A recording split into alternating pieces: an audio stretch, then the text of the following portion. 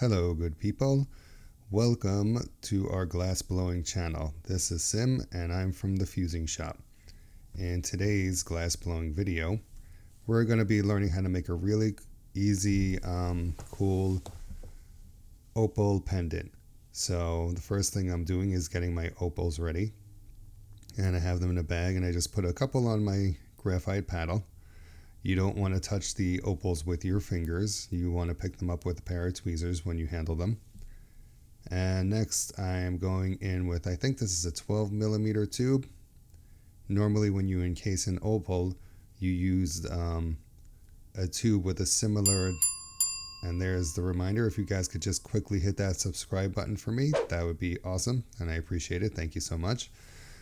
So when you do an encasement on opal, you want to use a diameter with a pretty close size to the opal that you're encasing. In this case, my tubing is rather large for that.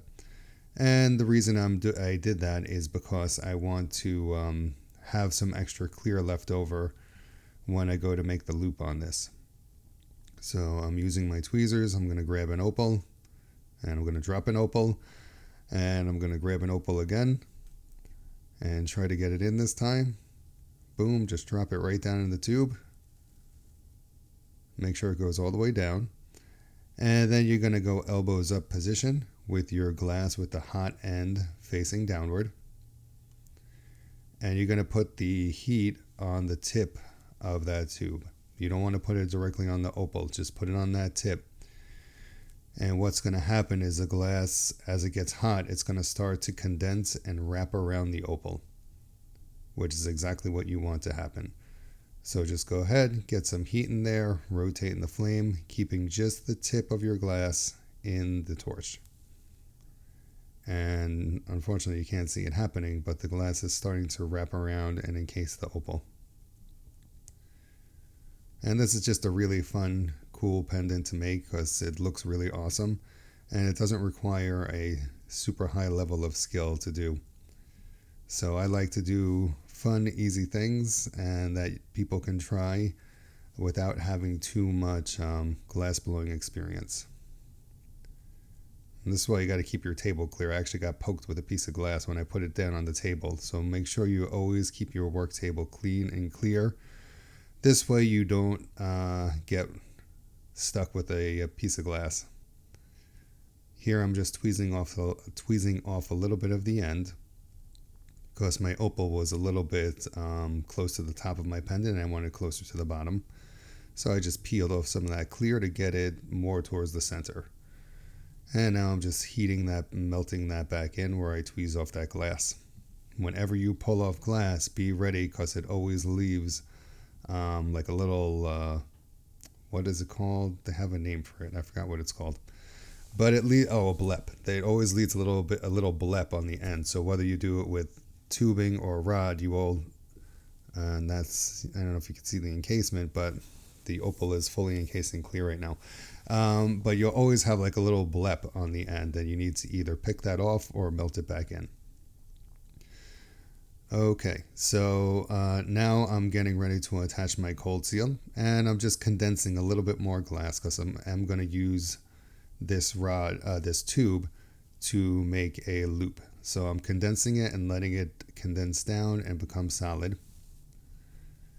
And when after that happens, I'm making a teardrop style pendant. So you see how I just let it droop down, and gravity will just naturally pull that glass down into a teardrop shape. And now I'm going to make a cold seal punty to attach to the end of the pendant. All right. And just rotate that on center. And now we're going to go ahead and do a flame cut. Or actually, first we're going to pull out a little bit of extra clear to make our loop. And it's up to you if you want to start shaping the loop now. In this case, I did, and I just bent that glass over, leaving myself enough extra glass to work with. Always leave yourself a little bit extra because it's always easier to take off rather than to put on. And now I'm going to heat up some of the glass in the middle and start letting that glass droop down. And I'm going to just gently give it a little push with my tweezers. And the goal at this point is to tack it on to the back and then weld the two pieces of glass together. And we're also going to be rounding out our loop as well in this step. So don't be afraid if you pulled your glass a little bit too thin to put it back in the torch and let it thicken up before you go ahead and make the loop. It's better to have a little bit thick loop rather than a loop that is too thin, because a thin loop will most likely break on you.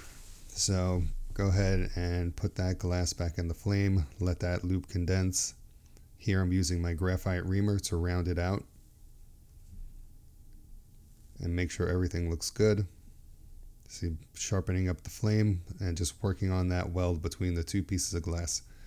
You don't need a giant flame to do this. It's a relatively small project that we're working on.